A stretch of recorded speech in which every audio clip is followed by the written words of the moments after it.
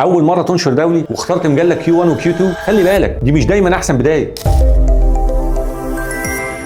كتير من الباحثين المبتدئين او حتى اللي واخدين دكتوراه ولسه ما جربوش النشر الدولي بيعملوا غلطه كبيره قوي، بيشوفوا بحثهم كانه احسن بحث في الدنيا، لا قبله ولا بعده. طب ليه بقول لك كده؟ تخيل معايا السيناريو اللي بيحصل كتير، لسه ما نشرتش دولي قبل كده، بحثك تعبت في كتابته وعملت اقصى جهد ليه، شغل احصاء عالي الجوده، يجي واحد شعر ابيض زي كده جاي لك من المستقبل ويقول لك ابدا من تحت، حاول تختار مجله Q4 في الاول، لو نجحت اختار لبحثك الثاني Q3، وواحده واحده ابني الريسيرش بروفايل بتاعك. لا انت ما تعرفش انا مين، انا اقل من Q1 ما قبلش. طبعا اذا كنت محظوظ وعديت من تحت ايد رئيس التحرير، المراجعين هيبداوا يقيموا البحث، وهنا الصدمه، النقد بيجي جامد وفي الغالب هتشوفه اهانه شخصيه. وخليني اقول لك انت مش هتكون محظوظ ولا حاجه، رئيس التحرير هيعرف انك مبتدئ ومش هتعدي منه، لان بحثك لسه مكتوب بروح رساله الماجستير او الدكتوراه مش بلغه النشر الدولي، وده لانك ببساطه لسه ما اكتسبتش مهارات النشر الدولي الاساسيه. واياك ثم اياك تحاول ترد على ايميل الرفض وتخش في مجادله مع رئيس التحرير. طب تعمل ايه؟ ما انا قلت لك اتفرج على ريل تاني وخليك واقعي، النقد مش اهانه، النقد تدريب، وشوف ريل مهارات في النشر الدولي ما ينفعش ما تعرفهاش. انا مصطفى بالسعود ودي كانت في 60 ثانيه، استنوني في الحلقه الجايه،